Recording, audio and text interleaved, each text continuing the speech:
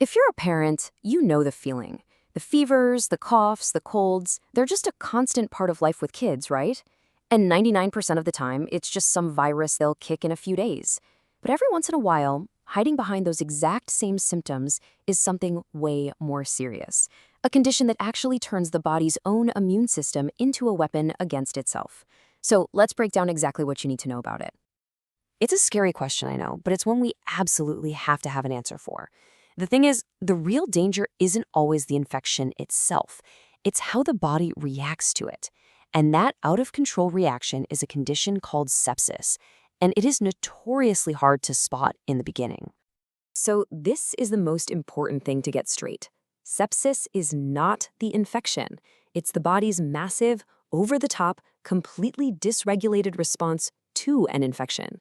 Basically, your immune system, which is supposed to be your greatest protector, gets thrown into such overdrive that it starts causing damage to your own tissues and organs.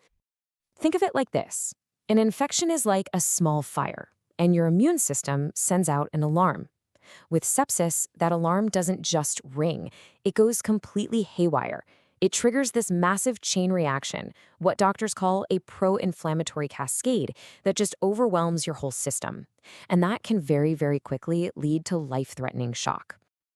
And this, right here, is the absolute heart of the problem. In its early stages, sepsis doesn't really announce itself. It shows up wearing a very, very convincing disguise, which is exactly why it's so often missed, not just by parents, but sometimes even by doctors. I mean, just look at this list. Lethargy, vomiting, a headache, tummy pain. Sound familiar? This could describe dozens of normal childhood bugs. This is the disguise we're talking about. It's why it's so easy for any of us to think, oh, it's just a stomach bug, or, a really bad cold. These signs are so non-specific, which makes spotting the real danger incredibly tricky at first. Okay, but this right here, this is a crucial clue you can actually watch for. On the left, with a normal fever, a kid's heart rate will go up, but it comes back down as the fever breaks or with some medicine. Now look at the right. With potential sepsis, that heart rate often stays way too high, even when their temperature starts to come down. This persistent, fast heart rate, tachycardia, is a massive red flag. And while sepsis can affect any child, some are definitely more vulnerable. The really little ones, especially babies under 3 months old, are at a much higher risk. Same goes for any child who's immunocompromised. Maybe they're going through chemo or have another medical condition. For these kids, literally any sign of infection has to be taken extremely seriously. All right, so now that we know who might be at higher risk, let's really focus on the specific red flags that should set off alarm bells for any child. Knowing these can absolutely empower you to be your child's first and most important line of defense. So here's your mental checklist. Of course, there's fever, but get this. An abnormally low temperature can be just as dangerous, especially in a tiny baby. Then there's that racing heart we just talked about. And then you have signs of shock.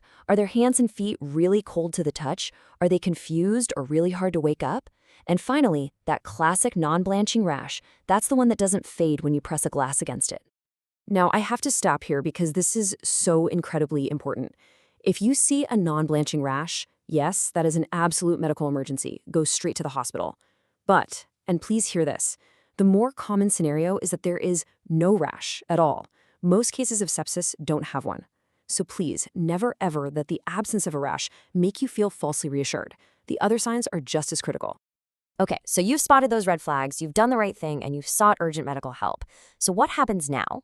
Well, when a medical team suspects sepsis, they do not hesitate. It's an all-hands-on-deck situation, and they launch a protocol designed to fight back and to do it fast. The key to the whole response is this number, 6. It stands for the Sepsis 6, which is basically a battle plan of 6 critical things that have to be done within the very first hour of sepsis being suspected. It's a structured, coordinated attack designed to stabilize the patient and fight the infection immediately. So let's just quickly run through what these are. First, they give high-flow oxygen to help the body's struggling organs. They take blood cultures right away to try and figure out exactly what bug is causing the problem. They immediately give powerful, broad-spectrum IV antibiotics to start fighting that infection. They push IV fluids to combat shock. They check a blood lactate level, which tells them how stressed the body is. And they monitor urine output really closely to make sure the kidneys are still working. It's a total life-saving blitz. And right alongside the Sepsis 6, there's another really crucial check: blood sugar. You see, really sick kids burn through their energy reserves incredibly fast, and low blood sugar, hypoglycemia, can be super dangerous all on its own. The good news is it's simple to check and pretty easy to fix with some glucose. So as we start to wrap this up, if there is one single message that you take away from all of this, let it be this: when it comes to sepsis, every single minute counts. I mean, this quote from our source material really says it all, doesn't it? A child's outcome, their prognosis, is directly tied to how fast sepsis is recognized and how quickly those first antibiotics are given. Hesitation is the enemy here. Speed is everything. And this is what's at stake.